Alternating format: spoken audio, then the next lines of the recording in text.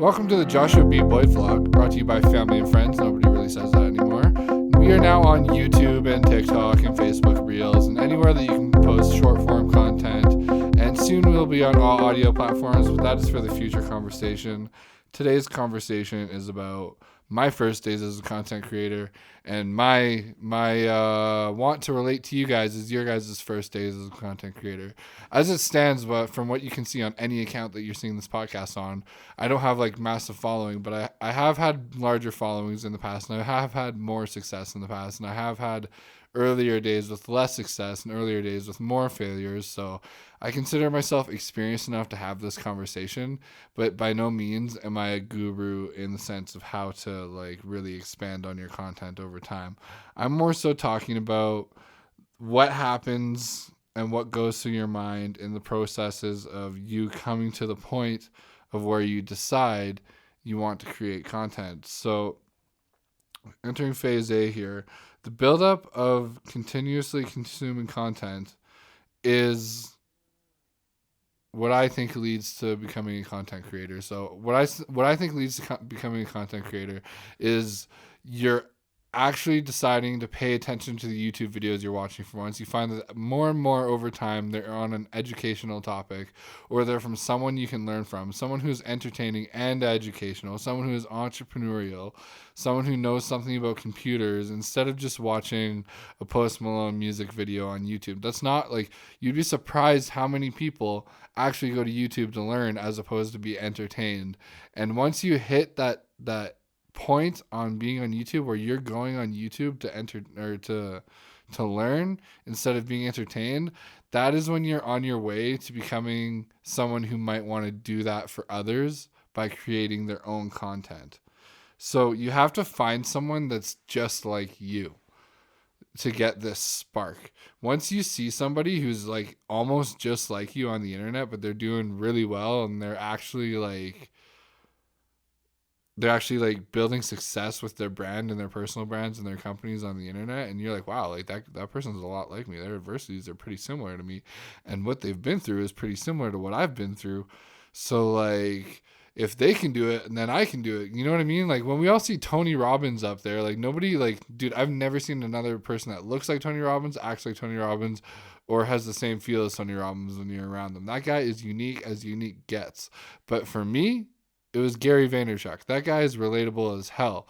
He came from a different country when he was really young, in the Soviet Union. He worked for his dad's liquor store company forever. He had entrepreneurial traits. He brought up that wine company. He started reviewing wine on the internet. He did so much in his early days of content creation that it just brought him to levels that people didn't even know were possible at that time, because that was around 2008. Like when I was in the 8th grade, Gary Vaynerchuk was coming up on the internet, and nobody was coming up on the internet at that time. Nobody, except for people that were already famous before the internet, were on the internet, but nobody had started on the internet and became big at that time. Like for those of you that are watching that are 19 years old, 20 years old, 18 years old, 17 years old, you might not know this, but like YouTube didn't have advertisements when YouTube first came out. There was no YouTube AdSense program. There's no YouTube partnership program. There's no YouTube analytics to go and see how your channel was doing. There's none of that. It was just a place to post cat videos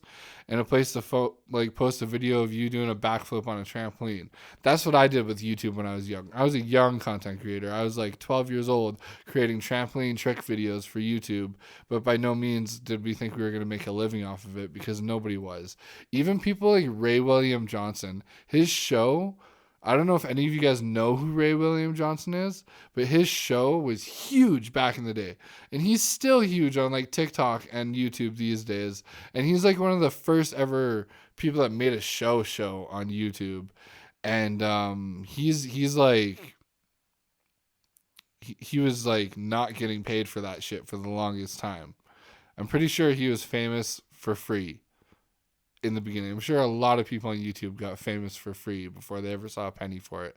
So we are blessed as entry-level content creators these days to be able to just know right off the bat that there's employment for ourselves in the future, self-employment for ourselves in the future, if we keep this up. One way, sorry, I got a segue here. One way to get started into content creation. So they say if you major in a minor, it's a bad thing. Majoring in a minor for me, I had an Instagram vlog that did really well on one Instagram channel, but I wasn't Googleable, I wasn't searchable, I wasn't famous, it wasn't anything. It was just that one Instagram account that did really well. And I was majoring in a minor because that's not going to get me anywhere. But for early content creators, I highly, highly recommend Instagram stories. There's so much you can do with the edits. You can add music, you can have intros, you can have transitions, you can have one slide to the next, you can have zoom in, zoom out, camera angles, all that shit. I wish I could show you guys one of my early vlogs, or I guess one of my midday vlogs back in the day, but they were like 70 slides long, and it was like watching a movie. And I had viewers, I had viewers that fucking soaked that shit up. And like the best part about it was it was easy because it was just one app. So these days, instead of like maybe Instagram, I'd say put all your eggs in your basket on TikTok for like a whole year, and then pull out like a camera and start making YouTube videos and stuff. But for those of you that don't know, it can all be done with a phone. Like right now, we're in the year of 2022. The iPhone 14 is the newest phone out right now, and I'm using an iPhone 10 to make this podcast right now. Like that's what I'm staring at right now is an iPhone 10. Like I'm not using a crazy camera, and I'm still getting like I could go into 4K right now, but it just uploads too slow on the computer, and I hate uploading 4K video. So instead, I'm going 1080p for HD.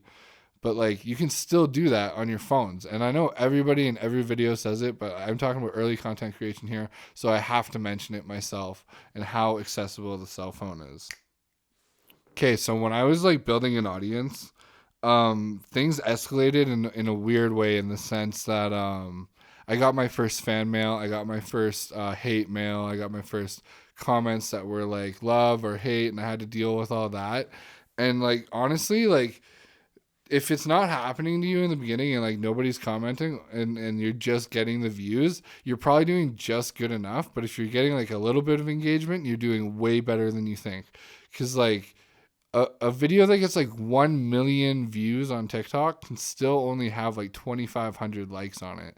So it's not actually that good. So if you got like 250 views on your video, and now you have like 5 likes on it, or like 2 likes, or even 1 like, that percentage wise is exponentially better than the video that did 1 million views and only got 2,500 likes. So like if you can get up to like maybe 1,000 views on a reel, or 1,000 views on a TikTok, and then you have like 30-40 likes, your engagement rate is good. I like people beat themselves up over this stuff all the time.